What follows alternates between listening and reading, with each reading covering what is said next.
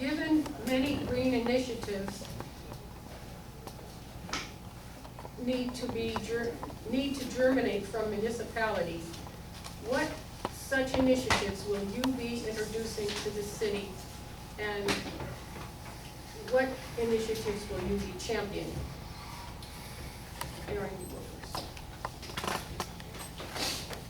I would really like to see more focus on sustainability in Riverside, perhaps in the form of a commission. So we can talk about the ways that we are and are not being sustainable, and we can look to community members who have expertise in their own lives and careers to help guide our city in this way. We are doing some extraordinary work, particularly when I look at Grow Riverside, particularly when I look at this neighborhood that has agricultural roots. I'd love to see even more community gardens here in the city, a focus not just on small gardens, but how we can look to training the next generation of farmers, to increasing Grow Riverside's capacity to grow food here locally that will go directly into the school system, which will be a cost savings, which will provide healthy produce to young people who may not otherwise have access to it. And we can and should look at sustainable practices across the entire city to make sure that we are prepared to move into the future. Okay.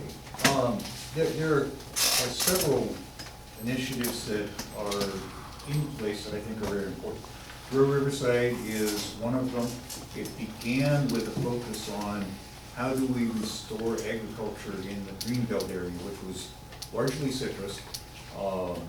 But as water rates went up and land became more valuable, many citrus farmers allowed their citrus to die. And there's quite a bit of fallow land in the Greenbelt today that is not doing much of anything.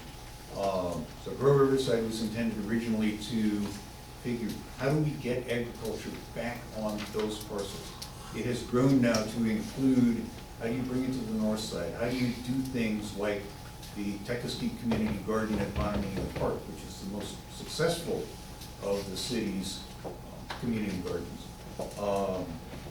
We need more and better park and open space around the city. We have an opportunity with significant city-owned land right in this area. Do some good things with that. One thing that I'm working on now, and Council actually just took action on it this past week, is water rates. We need a water rate, particularly if you're using gauge canal water, which is untreated well water.